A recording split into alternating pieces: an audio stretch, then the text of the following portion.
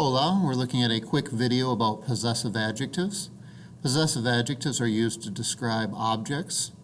You will use these adjectives not when the focus is on the person, the owner of the object, but rather you want to give details about the object itself. So we're not going to use the subject pronouns like yo, which means I. You can't say yo casa es grande. You would be saying I house is big. That's of course incorrect. Instead, we simply need to learn the new possessive adjectives which substitute in there, and you would have mi casa es grande. In English, my house is big. Now we use this focus when the sentence is about the house. What we're interested in is details about the house. And here we learn too. The house is big, and we find out who the owner of the house is. But I am not the focus of the sentence. It is not about me. So you're using possessive adjectives when you want to give information about objects. Okay, we need to commit these to memory and study them so that you can quickly translate off the top of your head and write these accurately and use them in conversation. So we have me, tú, su, nuestro, su, and su. And then you'll notice there's an S in parentheses here, and that's a bit of the grammar information we'll get into. But first and foremost, if you're learning these, you need to memorize the meaning. Once you have the vocabulary down pat, then you can focus your mental energies on adjusting the grammar. So here we see the same chart again, minus the English, and now looking at what the changes are, what grammatical things are different than in English. And you'll notice there's an issue with singular and plural. We are going to add an S to these. That is because in Spanish, adjectives change. As you know from previous lessons, for example, there are 4 different ways to say tall. Alto, alta, altos, and altas. Adjectives are constantly changing to match up with what they're describing. So in this case, if I wanted to say my house, mi casa, it's singular because I have one house. If I owned multiple houses, I wouldn't say mi casas.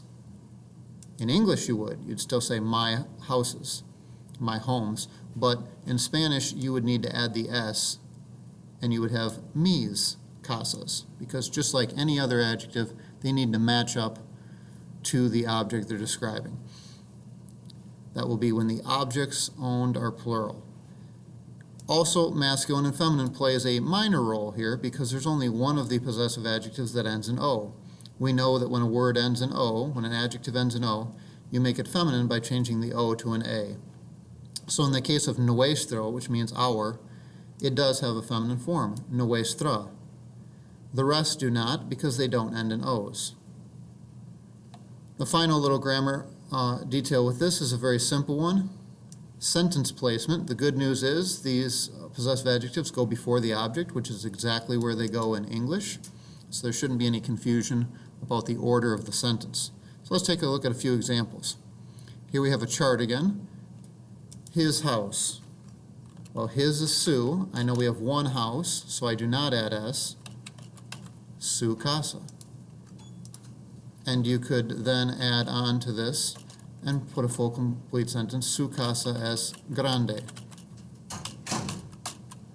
Now we look at the next example, my friends. Now I have more than one friend here, so I'm going to add the S, mis amigos. Our family. Family, la familia is feminine, so instead of nuestro, I'm going to switch it to nuestra familia, and then I could describe our family. Your mother. I put singular in parentheses here because the word your in English is both the singular and the plural form. But in Spanish, there are different forms, tu and su. So this one would be tu madre, and then you could describe your mother.